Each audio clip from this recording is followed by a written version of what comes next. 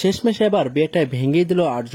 এই বিয়েটা যে একটা ষড়যন্ত্র চাল ছিল তা বুঝতেই পারেনি। হ্যাঁ বন্ধুরা, চিরদিনই তুমি যে আমার আজকের নতুন প্রোমোতে আপনারা দেখতে পারবেন যে ছেলেটার সঙ্গে অপর্ণার বিয়ে কথা ঠিক হয়েছিল তার বাবা সেই ছেলেকে ফোন দিয়ে বলে অপর্ণা আমার ঘরের বউ হয়ে আসবে, আর তখনই আর্যর সাথে আমার বাসার লাইনটা ক্লিয়ার হয়ে যাবে। আর এইসব বিয়ে তো দূরের কথা, এইসব বিয়ে টিকবেই না, এটাই হলো আসল উদ্দেশ্য।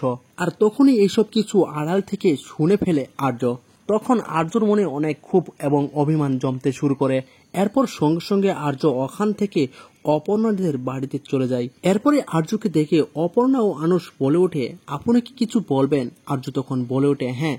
তখনই সবকিছু আর্য বলে দেয়। এরপরে বিয়েটা ভেঙে যায়। এরপরে আর্য বলে আসলে এই বিয়েটা একটা হলো চাল, ওরা ষড়যন্ত্র করছে। তো বন্ধুরা, আর্য কি তাহলে আসলে বিয়েটা ভেঙে দিল নাকি তার ভালোবাসার কথাটি জানিয়ে দিল? তো আপনার কাছে কি মনে হয়? তো কমেন্ট বক্সে কমেন্ট করে জানিয়ে দিন। আর প্রতিদিন নতুন নতুন সিরিয়ালের আপডেট জানতে আমাদের চ্যানেলটি এখনই সাবস্ক্রাইব করে একটি লাইক করে পাশেই থাকুন।